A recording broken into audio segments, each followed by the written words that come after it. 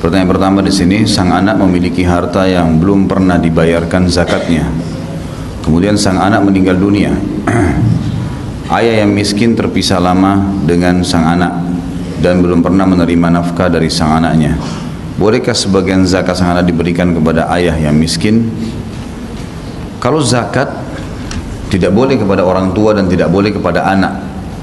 Jalur langsung ke atas sama jalur langsung ke bawah ini nggak ada hubungannya sama zakat, karena mereka kewajiban.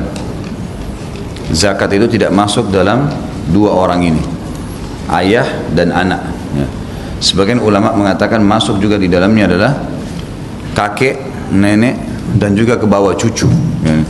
Karena ini jalur-jalur yang langsung memang tidak bisa ada toleransi, harusnya dikasih tanpa tunggu zakat. Nah sekarang zakat mal yang belum dikeluarkan dari si mayit dikeluarkan, berapa kadar zakatnya itu? Tentu kalau dia ada zakat berarti dia punya harta, otomatis kena zakat hanya bagi orang yang mampu.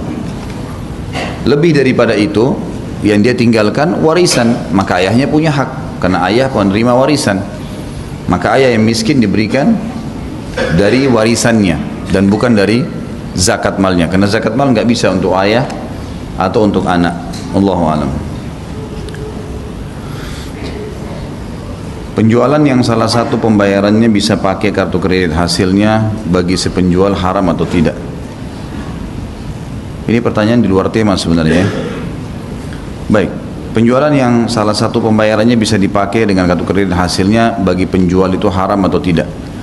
Tentu saja di sini minimal sekali adalah syubhat minimal.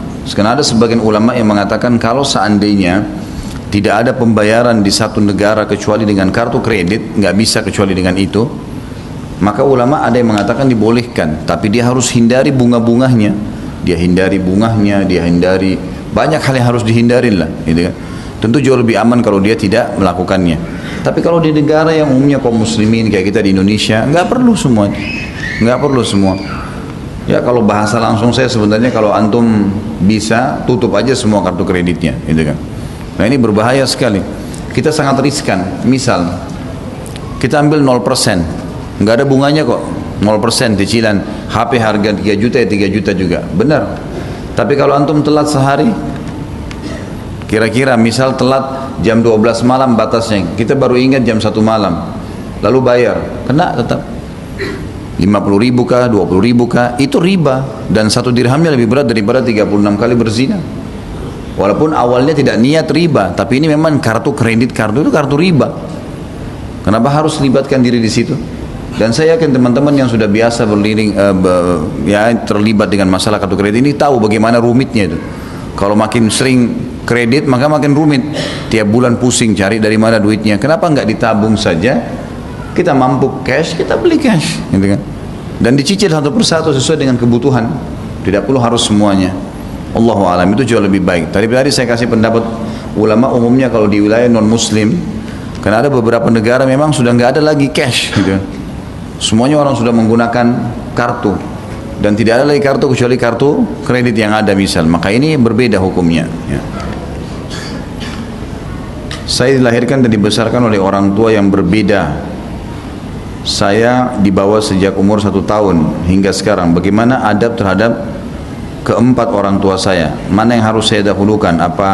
Apabila ada permintaan yang bertentangan antara ibu kandung dengan ibu yang membesarkan saya, tetap ibu kandung.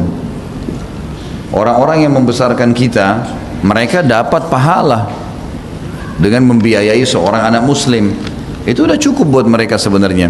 Dan kita tetap harus membalas kebaikan dengan kebaikan. Kata Allah SWT, hal jazaul ihsani illa ihsan. Bukankah kebaikan harus dibalas dengan kebaikan? Dan juga kita disuruh, kata Nabi SAW dalam hadis Bukhari Muslim, kalau seseorang berbuat baik pada kalian, baik balaslah dengan yang setimpal, yang seimbang. Kalau kalian tidak punya, maka bacalah, ucapkanlah jazakallahu khairan, gitu kan? Maka itu sudah cukup membalas apa yang telah orang itu berbuat baik. Jadi kita berbuat baik sama mereka sebagaimana umumnya muslimin yang pernah berbuat baik dengan kita. Tapi kalau bertemu antara ibu angkat dengan ibu kandung, mustahil ibu angkat didahulukan. Tetapi ibu kandung, dan sudah kita bahas panjang lebar tadi, jangankan ibu kandung kita tidak punya jasa, ya, dia mengantongi kita di rahimnya saja 9 bulan sudah cukup itu. untuk kita harus lebih dahulukan dari wanita yang lain walaupun mereka membiayai kita seumur hidup. Saya mau bertanya, bagaimana cara seorang anak menolak sholat berjamaah di rumah bersama orang tuanya dan memilih sholat di masjid, dan apakah itu termasuk tidak berbakti kepada orang tua? Disampaikan apa adanya, karena sholat wajib adalah wajib, haknya Allah. Kalau bertemu antara hak wajibnya Allah dengan hak wajibnya makhluk, yang didahulukan yang mana? Haknya Allah. Sholat di masjid wajib bagi laki-laki, itu pendapat jumhur ulama, gitu kan? Ulama Syafi'iyah yang mengatakan sunnah muakkadah, tapi umumnya jumhur ulama mengatakan wajib, dan banyak dalil berhubungan dengan masalah wajibnya. Seperti hadis Nabi SAW, saya ingin agar seseorang menggantikan saya, diiqamahkan sholat, dan ada seseorang yang menggantikan saya jadi imam, lalu saya keluar membakar rumah orang-orang yang tidak pergi sholat di masjid. Ada ancaman, dan semua sesuatu ibadah yang diikuti dengan ancaman kalau tidak dikerjakan berarti dosa besar. Dari sini ulama mengatakan sholat di masjid wajib bagi laki-laki, kan gitu. Itu jumhur ulama, sudah jelas pendapat mereka. Nah, karena wajib bertemu dengan bakti sama orang tua, ayah yang minta kita sholat juga wajib, maka kita dahulukan haknya Allah. Tapi pakailah cara, kata Allah tadi, ya, ucapkanlah kalimat yang baik, yang santun, merendah dengan mereka. Misal, ayah, maaf, bisa nggak saya sholat di masjid sebentar aja? Saya balik, saya jamaah lagi sama ayah. Kan boleh kita sholat berjamaah 2 kali. Ya. Muadz bin Jabal dalam hadis Bukhari sholat bersama Nabi SAW, lalu kemudian pulang mengimami lagi kaumnya. Ada masalah itu, sampaikan seperti itu, gitu kan? Kita cari jalan supaya orang tua kita ridho, tapi jangan juga ketinggalan haknya Allah SWT. Kalaupun sampai dia bilang, udahlah sholat di sini, maaf ayah, ini hak wajibnya Allah, saya dahulukan. Tapi apapun yang ayah minta berhubungan dengan hak makhluk, ayah saya dahulukan. Kita bahasakan baik-baik. Ya, dan maaf ya ayah, saya harus jalan ya, sebentar saya balik, insya Allah. Ayah mau apapun saya bantu. Dengan santun kita bahasakan, insya Allah bisa mengerti kok. Insya Allah bisa mengerti. Saya pernah mengalami hal itu pada diri saya sendiri ya. Pernah ayah saya manggil saya sholat, saya bahasakan baik-baik. Waktu itu beliau sholat di rumah, karena dalam kondisi memang kurang sehat, maka saya pamit baik-baik, dan beliau mengerti, alhamdulillah. Saya ke masjid, lalu saya balik khidmah dengan beliau, tidak ada masalah. Insya Allah kalau kita niatnya ikhlas, Allah akan bantu itu. Nah. Ayah saya minta dikirim uang tiap bulan, dan sudah saya kirim. Namun dari cerita tetangga di kampung, uang tersebut dipakai untuk mabuk-mabukan. Bagaimana hukumnya? Kalau dipakai untuk maksiat jangan dikasih. Kalau antum pastikan memang untuk maksiat, nggak boleh dikasih. Nggak boleh. Itu bukan durhaka sama orang tua. Kalau dipakai untuk kebaikan, kebutuhannya, itu nggak ada masalah. Tapi kalau dipakai jelas-jelas mabuk, jangan dengar tetangga. Pastikan sendiri. Mungkin ada saudara, mungkin kalau masih ada ibu, ditanya baik-baik. Kalau emang betul, telepon ayahnya baik-baik. Ayah, maaf ayah, kita orang muslim, ayah tahu saya dapat informasi seperti ini. Dan masa ayah tega kalau saya kerja banting tulang, kemudian ayah memakainya mabuk-mabukan. Coba ayah pakai yang lain, beli susu, beli makanan, beli minuman, beli pakaian, saya ridho. Silakan ayah, Pak mau tambah saya tambah, gitu ya. Kita bisa menggunakan bahasa-bahasa yang santun lah, insya Allah. Kan itu. Mudah-mudahan sambil kita doakan dapat hidayah. Tapi jangan hanya dengar orang saja ya. Dan dengar orang ini nggak pasti. Bisa saja ada orang hasud, ada orang iri, dan seterusnya, ini bisa terjadi. Bolehkah kita mengambil pendapat ulama yang lemah karena lebih mudah untuk dilaksanakan? Itu Allahu a'lam ya. Jadi yang kita harus lakukan adalah dalil yang kuat. Tapi ulama tidak pernah menyalahkan kalau ada orang yang mengerjakan pendapat ulama yang lain selama berkisar di 4 madhab. Karena 4 madhab ini, Syafi'iyah, Malikiyah, Hanabilah, dan Hanafiyah, ini semua jelas disepakati oleh ahli sunnah wal jamaah, karena semuanya berada di generasi emas yang kata Nabi SAW, sebaik-baik generasi adalah generasiku, abadku, lalu kemudian abad setelahnya, lalu abad setelahnya. Dan mereka berada di abad yang tengah-tengah, ya. Karena Imam Malik meninggal Imam Abu Hanifah meninggal 150, Imam Malik 179, Imam Syafi'i meninggal 204, kalau nggak salah Imam Ahmad 240-an. Jadi mereka masih ada di generasi emas ini. Makanya ulama mengatakan mereka, dan pada zamannya memang diakui sebagai ulama-ulama madhab, gitu kan. Banyak orang mengikuti, dan sekarang subhanallah dunia ini seperti terpetak begitu ya. Di Afrika orang madhab Malikiyah, di Eropa Hanafiyah, di Timur Tengah, di negara-negara Arab dipakai Hanabilah, kemudian di Asia Tenggara menggunakan Syafi'iyah. Dan ini insya Allah kalau berkisar di 4 ini tidak ada masalah. Karena saya tidak pernah temukan ada ulama yang melarang itu, yang melarang. Seperti misalnya ulama Syafi'iyah banyak mengembangkan pendapat Syafi'i di Mesir. Lalu tidak pernah terlalu disorotin oleh para ulama ini Timur Tengah, misalnya Hanabila gitu kan. Kalau selama itu masalah fikih, bukan masalah cabang, bukan masalah asas ya, bukan masalah minta-minta di kuburan misalnya, atau hukum memakai jimat, syirik kepada Allah. Nah itu selama bukan itu tidak ada masalah, gitu kan, tidak ada masalah.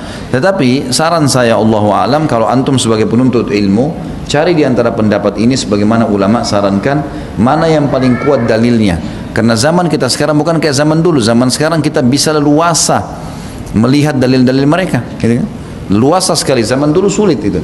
Zaman sekarang sangat terbuka. Jadi kita sangat mudah untuk bisa memahami mana dalil yang paling kuat dari pendapat-pendapat ini, lalu kita amalkan.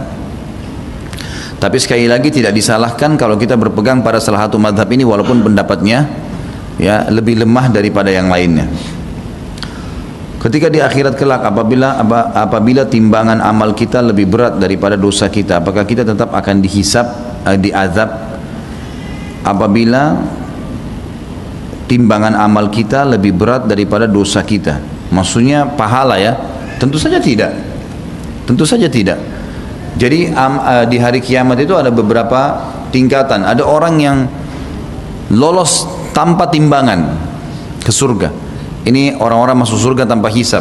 Golongannya adalah para nabi-nabi, para syuhada, ya, orang-orang mati syahid, orang-orang yang memang Allah pilih khusus dari orang-orang siddiq, orang-orang yang banyak cobaannya di dunia, kemudian dia bersabar. Sebagaimana sabda Nabi SAW, seorang mukmin diuji oleh Allah di dirinya, di hartanya dan keluarganya sampai dia bertemu dengan Allah tidak tertinggal satupun dosanya. Ini semua orang-orang yang masuk surga tanpa hisab, nggak ada timbangan lagi, dia lewat aja, gitu kan. Ada orang yang ditimbang dulu amalnya. Ditimbang amalnya ini adalah orang-orang beriman tapi masih bermaksiat. Dan di sini pun ada dua golongan lagi. Ada orang yang ditimbang amalnya, dosanya lebih ringan daripada pahalanya. Misal pahalanya 1000, dosanya 900, masuk surga. Ada orang yang ditimbang yang kedua adalah dosanya lebih berat daripada amal soleh. Misal dosanya yang 1000, pahalanya yang 900. Maka orang seperti ini dilihat apakah ada syafaat yang sampai kepada dia, ada pertolongan enggak. Misal ada kerabatnya yang kebetulan lolos, punya nilai 100 pahala lolos, Allah berikan dia sesuai dengan kadar pahala itu untuk memberikan syafaat pada orang ini, dia bantu dengan 100 misalnya, maka menjadi 1000.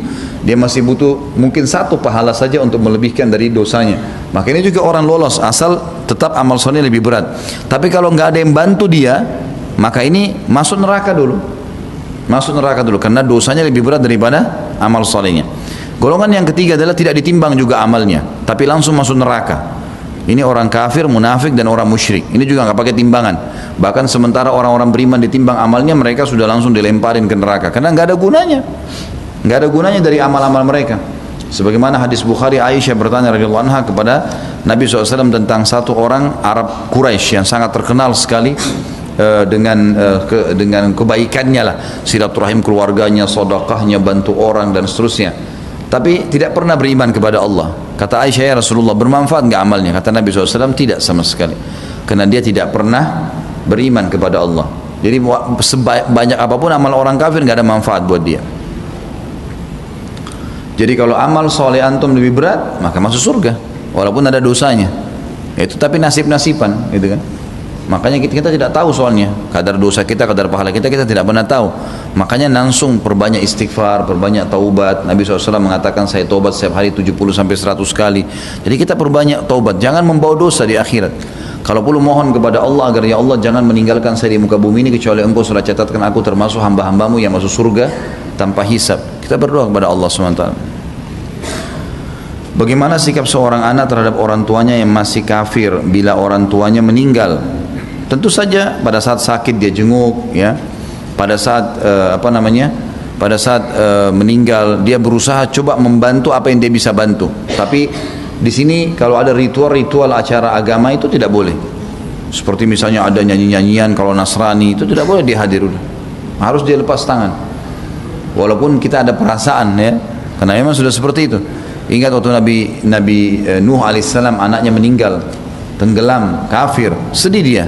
Jadi kan, dia ingin menolongnya, ingin membantu, Sebagian ulama tafsir mengatakan Nuh seakan-akan memohon kepada Allah, ya Allah, sesungguhnya anak saya, tolong dia beriman. Kalaupun tidak, izinkan saya urus jenazahnya. Kalau mati, apa kata Allah? Dia bukan lagi anakmu. Perbuatannya bukan perbuatan yang baik. Dan hai Nuh, saya tidak ingin kau termasuk orang-orang bodoh. Maka Nabi Nuh alaihissalam tidak berani ngangkat kepalanya dalam satu riwayat 40 tahun ke langit karena takutnya sama Allah. Tapi tidak diurus anaknya. Ya, sudah risikonya begitu, gitu kan? Makanya teman-teman yang memiliki orang tua kafir ini, saya selalu sarankan, ada beberapa teman-teman saya mu'allaf yang ikut di pengajian juga, saya sampaikan, usahakan selalu tiap hari doakan orang tua, pandu dan tunjukkan yang terbaik, tabbakti sama mereka, mudah-mudahan Allah lunakkan hatinya. Karena tinggal ucapin syahadat kok. Tinggal ucapin syahadat. Kadang-kadang syaitan memberatkan kita seakan-akan nanti nggak diterima ya. Jangan, coba. Dan itu mengucapin syahadat bukan sesuatu yang berat ya, karena Allah itu tanamkan dalam hati. Maka kita bilang, kamu mau syahadat nggak? Oh begitu, nawarin, banyak orang begitu ditawarin, mau syahadat nggak? Apa itu syahadat? Ya masuk Islam, mengikrarkan tidak ada Tuhan selain Allah dan juga Muhammad adalah utusannya. Banyak orang tiba-tiba syahadat, banyak sekali. Yang itu, banyak sekali cuplikan di YouTube itu kalau antum lihat dai-dai di Jerman, dai-dai di Saudi, banyak. Mereka cuma langsung menawarkan, ada tertarik untuk syahadat Islam. Ada yang tertarik dengan Islam, dibantu syahadat ya. Maka ucapkan teman-teman sekalian, jangan ragu untuk ucapkan kepada orang tua kita. Bagaimana adab kita terhadap guru di saat guru kita melarang kita mencontoh Rasulullah SAW seperti melarang bercelana gantung dan berjenggot? Orang tua aja nggak boleh dipatuhi kalau maksiat kepada Allah, apalagi guru gitu. Ya, jawabannya jelas ya. Kenapa kok gurunya melarang menjalankan sunnah Nabi SAW? Nggak boleh. Masalah isbal itu kan jelas sekali hadisnya. Dan saya sudah bilang teman-teman sekalian, hukum hadis Nabi SAW dari perkataan, perbuatan Nabi SAW dilihat wajib atau sunnahnya. Kalau perintah, dari adanya ancaman kalau tidak dikerjakan, sholat 5 waktu misalnya, ada ancaman kan? Siapa yang meninggalkan sholat secara sengaja, kata Nabi SAW, dia telah kafir. Maka jelas ya, perbedaan dasar antara kami dengan kafir adalah meninggalkan sholat. Sampai meninggalkan dia telah kafir, berarti ada ancaman, berarti menandakan sholat 5 waktu wajib. Karena kalau tidak dikerjakan ada ancaman. Kalau perbuatan perintah Nabi SAW tapi tidak ada ancaman, seperti misalnya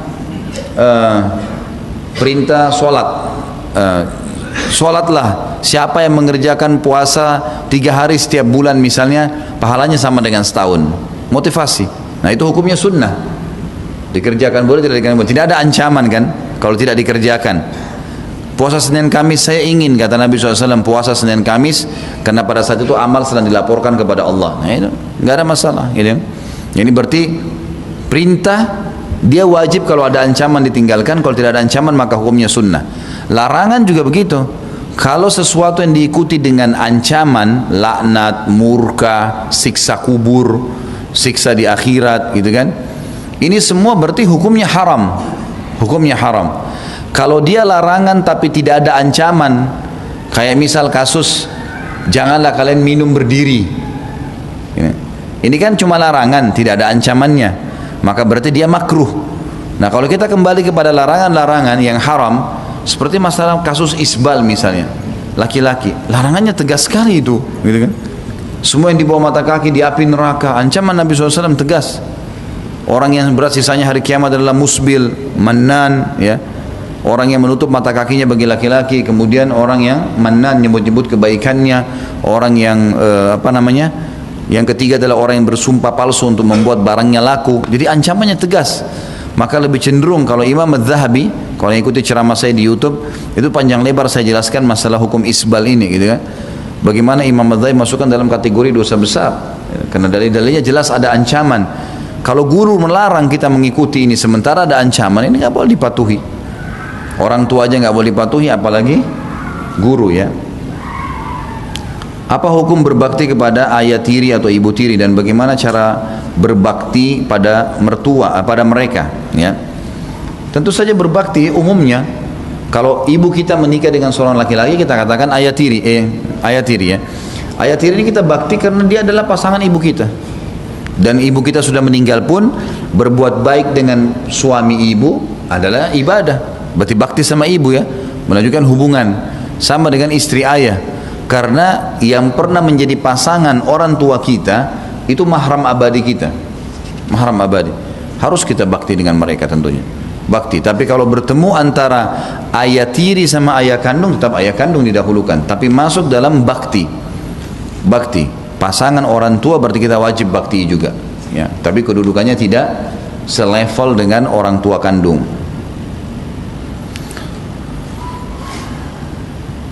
Barusan ibu ana titip salam untuk antum. Saya sedang mencoba berbakti pada ibu. Alaiha wa alaikassalam. Ya, saya tidak tahu, semoga Allah balas salamnya insyaallah.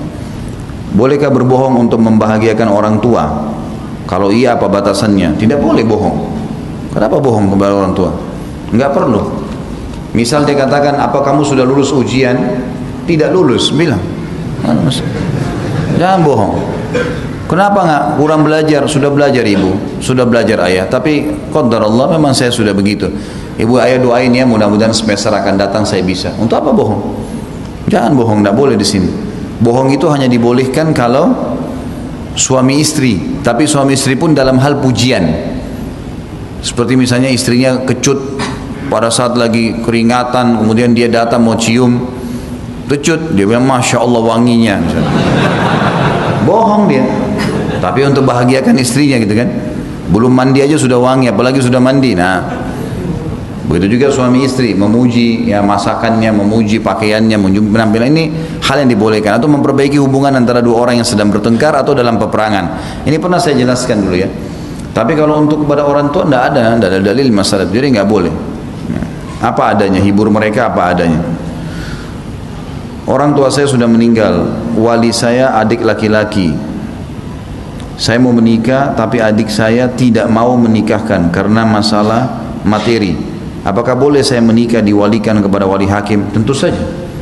Apa haknya adik menolak? Yang boleh menolak hanya ayah. Wali yang lain tidak boleh hak untuk menolak. Kecuali dia tahu kalau ada kemaksiatan di situ. Dia tahu calon suaminya yang akan dia nanti jadi walinya ini jahat misalnya. Dia boleh menolak. Enggak, saya enggak mau jadi wali. Tapi kalau si adik ini hanya karena tadi masalah kasus materi, karena laki-laki itu miskin atau dia mungkin memberikan syarat untuk minta dibeliin motor atau apa, nah itu nggak boleh. Pindah ke wali hakim, nggak boleh. Pindah ke paman, ada paman, boleh paman ya, saudaranya ayah. Pokoknya semua jalur ayah boleh jadi wali, jalur ibu nggak boleh. Jadi paman dari ayah, ya, sepupu, keponakannya ayah ya.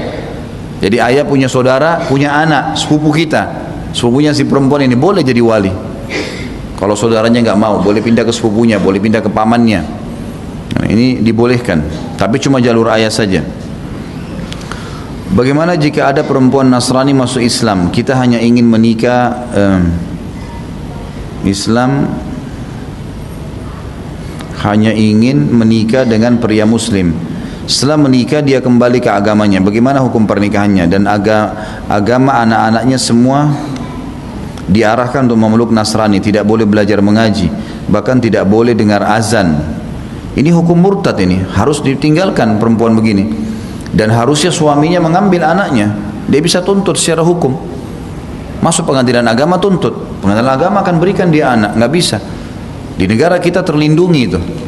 Saya sarankan ini suaminya tuntut, ya, masuk ke pengadilan agama, ajukan resmi, bilang istri saya murtad. Ini berbahaya nih kalau sampai anak-anaknya pun ditarik ke agama Nasrani. Jangan diam, jangan lemah jadi laki-laki.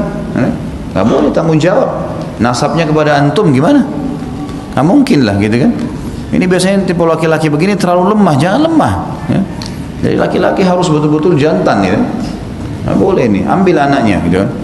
Ambil anaknya, kecuali dia tetap dalam keadaan Islam, kemudian ada masalah, kemudian ini memang dia tetap soleh. Ada begitu ya, ada banyak mu'allaf yang masya Allah ya. Memang dia masuk Islam bukan karena pasangan, bukan karena menikah. Walaupun dia cerai sama suaminya dengan masalah-masalah pribadi, tetap aja dia bertahan dengan Islam, itu mulia. Tapi kalau sampai seperti ini, anaknya ditarik semua ke Nasrani, nggak boleh tanggung jawab ini, nasabnya kepada ayahnya gimana?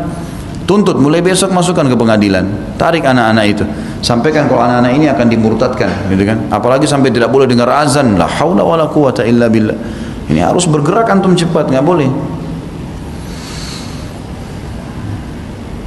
Ibuku seorang janda tua yang sampai saat ini bergantung pada saya, sedangkan saya sudah ingin menikah. apakah saya undurkan nikahnya demi berbakti kepada ibu saya? Minta saran beliau. Ibu saya sekarang mau menikah, apa ibu izinkan, ibu ridho enggak? Tanya beliau. Kalau dia minta ditunda, tunda saja demi untuk bakti kepada orang tua, enggak ada masalah. Dan jangan sekali lagi pakai bahasa seperti tadi saya bilang ya. Dan ingat yang tadi orang bertanya pada Syekh, ibuku numpang padaku, gitu kan? Enggak usah bilang ibu saya sekarang tinggal sama saya atau saya tanggung, enggak usah bahasa itu. Saya sekarang sedang ditanggung oleh ibu saya, bahasanya lebih baik begitu. Kemudian saya mau menikah, bagaimana baiknya? Ya, itu lebih baik. Saudara-saudara saya, tante-tante, om dan keluarga yang lain selalu mengeluhkan sikap ibu saya yang suka mengurus urusan orang lain. Suka marah-marah sama anak, cucu, saudaranya, bahkan sama tetangga, dan beliau gampang tersinggung. Saya sudah ikhtiar membawa beliau ruqyah, tapi tidak ada reaksi apa-apa pas di ruqyah. Minta nasihatnya Ustaz, apa yang harus saya lakukan? Karena saya ingin ibu saya berubah menjadi lebih baik. Pertama doakan, dan yang kedua, yang tegur jangan antum. Yang tegur harus orang yang lain, orang yang tidak ada hubungannya dengan durhaka pada orang tua, saudaranya, temannya, kerabat yang dituakan. Karena kalau antum ngomong pekah sekali, antum bisa masuk dalam durhaka sama orang tua, karena Allah suruh kita berlemah lembut dengan mereka. Maka kita boleh mengajak atau meminta kepada orang lain untuk menasihatin orang tua kita. Itu jalan yang terbaik. Allahu a'lam, itu yang saya tahu. Ya, misalnya tadi paman, tante, om, itu kan semua, apalagi saudarinya dia, saudaranya dia bisa nasihatin, itu lebih baik. Kita minta terus supaya nasihatin sambil kita doakan. Kalau kita sendiri jangan, ya. Kecuali memang ibu dengar, nggak ada masalah. Karena salah sedikit ini berbahaya, mengatakan kata aja nggak boleh. Apalagi kalau sampai kita bentak, apalagi kalau sampai kita marah-marahin, ini berbahaya sekali. Bagi kita pekah, tapi bagi orang lain kayak saudaranya nggak ada masalah. Karena nggak ada unsur hubungan anak sama orang tua kan. Saudara bisa nasihatin saudaranya atau saudarinya, dan lebih baik pakai orang ketiga. Itu saran saya. Bagaimana sikap seorang anak terhadap bapaknya yang berbeda keyakinan dan masih tinggal dalam satu rumah? Sudah saya bahasakan, tetap bakti, tetap bakti. Saya sambil didakwahi, sambil disampaikan tentang Islam, dan untuk menawarkan Islam ini tawarkan apa adanya. Ayah, bagaimana menurut ayah tentang Islam? Apa yang dianggap buruk, antum kalau bisa jawab, kalau enggak tanya Ustadz, gimana caranya saya jawab ini? Ayah saya menanggapi Islam seperti ini, supaya antum punya jawaban, gitu kan? Tetap didakwahi, tetap berbuat baik, bakti, selama tidak maksiat kepada Allah wajib dipatuhi, dipenuhi kebutuhannya. Itu termasuk pahala di sisi Allah. Dalil-dalil sudah panjang lebar tadi kita bahas ya. Bagaimana cara membayar hutang di masa lalu sampai saat ini belum dapat dibayarkan dikarenakan kesulitan dalam mencari keberadaan orang-orang yang saya gunakan uangnya, sedangkan sudah berusaha mencari keberadaan mereka. Coba ikhtiar dulu maksimal. Kalau betul-betul mentok kerabatnya, temannya kah, alamat rumahnya kah tidak ditemukan sama sekali, sudah ikhtiar, gitu kan? Sebagian ulama mengatakan hukumnya sama dengan luqata. Luqata itu benda hilang yang ditemukan, kan setahun. Coba maksimalkan setahun. Kalau tidak bisa, sedekahkan atas nama orang-orang itu. Sedekahkan atas nama orang-orang itu. Itu Allah alam yang saya tahu. Baik, ini di luar tema. Dua saya bahas sebagai penutup, bagaimana cara merapatkan saf dalam sholat, karena saya belum faham. Ini pertanyaan yang baik ya, karena saya lihat mungkin di saf awal banyak teman-teman yang sudah faham, tapi pada saat saya telat sholat kayak tadi di belakang, saya temukan banyak yang safnya keluar. Jadi saf itu Bapak Ibu sekalian yang diperhatikan adalah tumit sama tumit, itu tolok ukur. Jadi telapak kaki kita biasanya ada yang lebih panjang dari yang lain, itu wajar. Banyak kita ngatur saf yang dilihat adalah ujung jari-jari kaki, sehingga ini yang sejajar, yang di belakang maju mundur seperti ini nanti. Orang kalau yang rapi safnya adalah orang yang tumitnya rapi, makanya dimasukkan dalam kotak saf adalah tumit. Tumit, kalau tumit sejajar, coba lihat saf dari belakang, pasti rapi safnya, gitu ya. Tapi kalau jari-jari kaki yang dilihat, maka dari belakang kita akan lihat saf itu berantakan. Kalau saya jadi imam, biasanya saya ingatkan jemaah sekalian, tumitnya yang diperhatikan, tumitnya yang dirapatkan. Kalau tumitnya sejajar, rapat, safnya akan sejajar. Merapikan dan merapikan saf bagian daripada kesempurnaan sholat, diingatkan. Tapi subhanallah masih banyak orang yang kadang-kadang lalai ya. Dan merapatkan saf ini dikatakan dalam sebuah hadis sahih, para sahabat berkata, kalau diiqamahkan sholat di zaman Nabi SAW, maka kami mempertemukan antara tumit kami dengan tumit teman kami. Jadi tumit kita sisi kanan dan kiri dipertemukan dengan tumit teman di sebelah, sehingga membuat betis kami bertemu dan pundak kami bertemu, sehingga saf rapat. Dan kata Nabi SAW, luruskan dan rapatkan saf kalian, ya, karena syaitan bisa masuk di antara saf itu dan menggoda solat kalian. Salah satu kiat untuk khusyuk harus safnya rapat, dan ini berlaku sampai selesai solat. Di rakaat pertama, bangun lagi, rakaat kedua, sama, rapatin lagi kembali, terus begitu. Dan ini tidak boleh dianggap remeh, karena ini memang hadis juga yang berbunyi, rapatkan, luruskan saf dan jangan berselisih, maka Allah akan membuat perselisihan di dalam hati kalian. Jadi banyak umat Islam kadang-kadang tidak tahu, dari masalah saf saja mereka sudah bisa berselisih. Mestinya mereka menyatukan kaki mereka di situ. Allahu a'lam. Saya sarankan teman-teman panitia masjid di sini, mungkin dengan teman-teman juga kalau ada panitia masjid di tempat lain, usahakan pada saat akan iqamah, pas akan iqamah, sebelum iqamah, muadzinnya ingatkan, jemaah tolong berdiri masuk saf sebelum iqamah. Jadi biarin dulu mereka berdiri, perhatikan safnya masing-masing, tolong temannya di sebelah lihat, tumitnya masuk ke kotak. Jadi muadzin yang ingatkan, ya, harusnya begini, begitu diingatkan. Sudah rapi semuanya, saling melihat, saling mengingatkan, tumitnya ketemu dengan tumit, masuk di kotak, baru. Lebih bagus lagi kalau memang ada panitia yang mengatur itu. Mereka mengatur, karena di zaman Nabi SAW dikatakan dalam hadis Bukhari, para sahabat berkata, Nabi SAW merapikan saf kami sampai seperti beliau mengatur bagaimana busur panah yang akan lepas dari anak panah yang lepas dari busurnya. Jadi luar biasa diatur, dadanya harus rapat. Sedikit saja maju, Nabi SAW menyuruh mundur, merapatkan saf mereka. Jadi memang ini saf tidak boleh dianggap remeh, harus dirapikan. Ini harus dirapikan, dan semua pengurus, semua elemen muslim yang lagi sholat harus perhatikan. Ini berlaku laki-laki dan perempuan sama nih. Kita tetap harus mematuhi pemerintah walaupun kita disiksa atau didera. Bagaimana menurut Ustaz? Itu hadis sahih.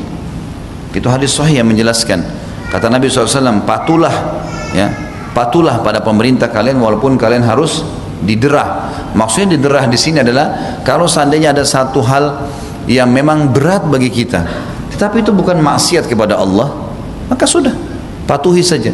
Walaupun misalnya kita berat untuk menjalaninya, karena paut pada pemerintah adalah kepatuhan kepada Allah Subhanahu Wa Taala. Baik pemerintah itu muslim atau pemerintah itu kafir, tetap kita bagi masyarakat harus patuh selama tidak bertolak belakang dengan hukum Allah. Kita belum bicara hukum kalau memilih pemimpin non muslim, ini nggak boleh. Tapi kalau sudah terpilih, tidak boleh kita melanggar hukum pemerintah. Kayak antum hidup di negara kafir, Amerika, di Australia, di Jepang, harus antum mengikuti peraturan, nggak bisa enggak. Selama tidak bawa maksiat kepada Allah, dipatuhi. Kalau tidak bawa maksiat, kalau bawa maksiat kepada Allah, jangan dipatuhi, gitu kan. Kalau kita dipaksa harus ikutin, misal harus, tidak boleh tidak, gitu kan. Maka ini yang masuk dalam makna tadi. Kalau kita sudah memang benci, ya sudah, berarti tidak ada hukum bagi kita, tidak ada hukum, ya. Walaupun kita harus didera, kita lepas dari hukum azab Allah Subhanahu Wa Taala hari kiamat. Allahu a'lam. Subhanakallahumma bihamdika, asyhadu an la ilaha illallah, astaghfirullah wa atubu ilaik. Wassalamualaikum warahmatullahi wabarakatuh.